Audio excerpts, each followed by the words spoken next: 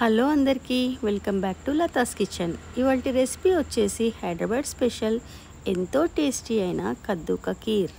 Perfect కొలతలతో ఎంతో ఈజీగా చేసుకునే విధంగా చూపించబోతున్నాను. ముందుగా స్టవ్ మీద ఒక కడాయి పెట్టి 4 టీ స్పూన్ గీ వేసి అందులో చిన్నగా చాప్ చేసిన డ్రై ఫ్రూట్స్ వేసి ఫ్రై చేయాలి.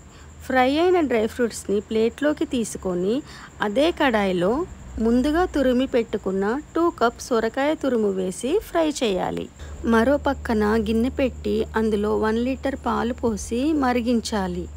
సొరకాయ వేగుతుండగా చిన్న గ్లాస్ వాటర్ పోసి పచ్చివాసన పోయే వరకు ఉడకనివ్వండి. ఇప్పుడు మరుగుతున్న పాలలో ఫ్రై అయిన సొరకాయ తురుము వేసి మంచిగా కలుపుకోవాలి. ఇప్పుడు అందులో వాష్ చేసి నానబెట్టిన చిన్న బౌల్ సాబుదానా వేసి కలపండి.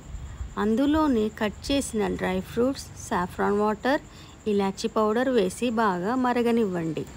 మరుగుతున్న కీర్లో 1.5 గ్లాస్ షుగర్ వేసి బాగా కలుపుకోవాలి.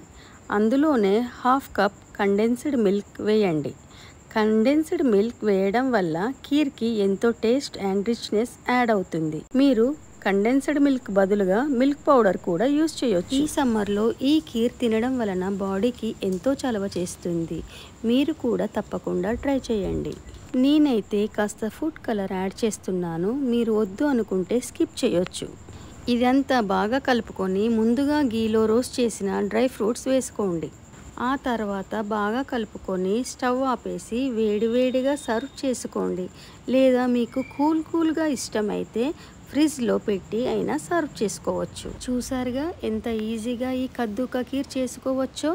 మరి మీరు కూడా ఈ రెసిపీని తప్పకుండా ట్రై చేసి ఎలా వచ్చిందో కామెంట్స్లో తెలియచేయండి. మరిన్ని రుచుల కోసం మన లతాస్ కిచెన్ ఛానల్ని సబ్స్క్రైబ్ చేయండి. Thank you for watching.